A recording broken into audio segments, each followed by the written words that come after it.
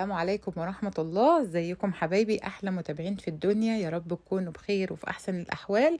اللهم صل وسلم وبارك على سيدنا محمد وعلى اله واصحابه اجمعين. تعالوا النهاردة حبايب قلبي نعمل بقى حلويات رمضان، نعمل القطايف. اظن من غير قطايف رمضان ما يكملش. النهاردة ان شاء الله نعمل مع بعض طريقة القطايف في البيت باسهل طريقة واسهل مكونات، وبتدينا نتيجة هايلة. يلا بينا نشوف المقادير. اول حاجة نسمي الله، ونجيب عندي كده 3 كوبايات من الدقيق وعليهم كوباية من السميد، وبعدين ذرة ملح، و3 معالق كبار من السكر، ومعلقة صغيرة من الخميرة، ومعلقة صغيرة من البيكنج باودر، وبس كده فقط لا غير. دي المقادير بتاعتنا. هنقلبهم كويس جدا جدا، ونجيب الخلاط بتاعنا وننزل فيه ب4 كوبايات من المية بالشكل ده. اظن مفيش اسهل من كده. نعمل القطايف في 10 دقايق، نكون عاملين القطايف بتاعتنا باسهل طريقة واسهل مكونات. حبايب قلبي جربوها ان شاء الله تعتمدوا الطريقة. بعد كده، بعد ما نزلت في الخلاط ب4 كوبايات من المية، هنزل عليهم بالمقادير الجافة بتاعتنا واخلطهم كويس جدا جدا في الخلاط لمدة لا تقل عن 10 دقايق، عشان القطايف تطلع معانا ممتازة وتدينا نتيجة كويسة. نخلطها كويس جدا جدا في الخلاط عشان تدينا عرق، وبعدين نشتغل فيها على طول، مش بنسيبها تخمر ولا اي حاجة. اهم حاجة حبايب قلبي، لو وصلتم لحد هنا معايا في الفيديو ما تنسوش الصلاة على الرسول عليه الصلاة والسلام. بعد كده، بعد ما خلطناهم كويس، جبت المصفى وبدأت ان انا اصفي الخليط عشان ما يكونش فيه اي تكتلات. وبعد كده جبت الصينية بتاعتي تكون غير قابلة للالتصاق، وبعدين نزلت فيها بالقطايف بتاعتي واسويها على نار متوسطة، ما تكونش هادية قوي ولا عالية قوي.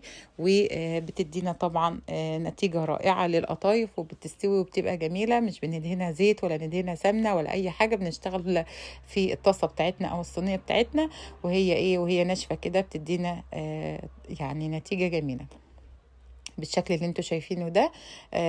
بتستوي وبتبقى زي الفل. اظن مفيش اسهل من كده حبايب قلبي. اهم حاجة يلا شجعوني باللايك والاشتراك لو انتم لسه اول مرة بتشوفوني، واشتركوا في قناتي وفعلوا الجرس عشان يوصلكم كل اشعار جديد بكل وصفة جديدة بنزلها. وطبعا حبايب قلبي فضلا وليس امرا لايك للفيديو ده. شايفين القطايف بجد جميلة وسهلة وفي البيت، واعتمدوا الطريقة دي ان شاء الله هتطلع معاكم ناجحة جدا. اهم حاجة اول ما نطلع القطايف بتاعتنا من الصينية، نغطيها بالفوطة على طول مباشرة عشان تفضل معانا طرية وما تنشفش مننا. بعد كده اجيب بقى الحشو بتاعي اللي هو عبارة عن فول سوداني وجوز الهند، وبدأت ان انا نزلت عليهم بمعلقتين من الشربات بتاعي. شربات القطايف بيكون متوسط، مش تقيل قوي ولا خفيف قوي، ويكون بارد. يعني تطلعي القطايف من الزيت تحطها في الشربات وهو بارد، عشان تدينا النتيجة هايلة، وتكون القطايف معانا مقرمشة من بره وطرية من جوه. وبدأت بقى ان انا احشي كده القطايف بتاعتي بالشكل ده. شايفين بتلزق معايا ومش بتتفتت ولا بتتكسر ولا اي حاجة، لانها طرية جدا جدا وما شاء الله اللهم بارك.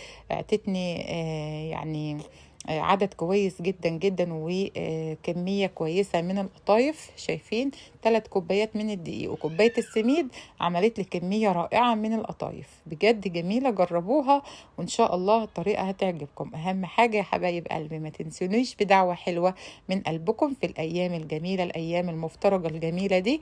وربنا يا رب يبلغنا ويبلغكم ليلة القدر، ويجعل لنا فيها يا رب دعوة لا ترد. اللهم آمين يا رب العالمين. بعد كده بقى جبت عندي زيت يعني يكون متوسط الحرارة، ما يكونش حامي قوي ولا بارد قوي، على نار متوسطة عشان القطايف بتاعتي تبقى يعني ناشفة شوية. ولو انتوا حابينها طرية علوا النار عادي تاخد لون بسرعة. لو انتوا حابين القطايف ناشفة شوية بتخلوا النار هادية بالشكل ده.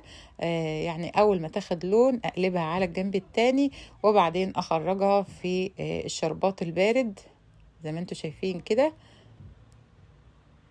أظن مفيش أسهل من كده، بجد طريقة سهلة وبسيطة، وفي 10 دقايق تقدري تعملي القطايف في البيت للولاد، وبجد طريقة سهلة، اعتمديها إن شاء الله مش هتندمي.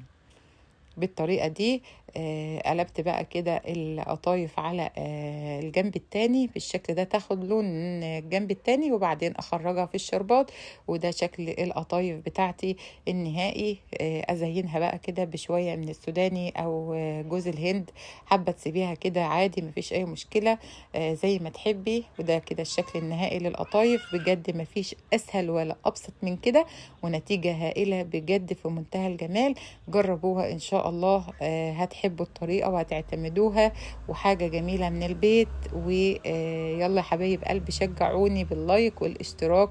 وشايفين القطايف بتاعتنا ما شاء الله اللهم بارك، قلبها من جوه عامل ازاي، طري، والحشو فيها جميل، ومن بره مقرمشة، بجد في منتهى الجمال، وهو ده المطلوب. يلا حبايب قلبي، شجعوني باللايك والاشتراك، ولو لسه ما اشتركتوش يا حبايبي اشتركوا في القناة ان شاء الله.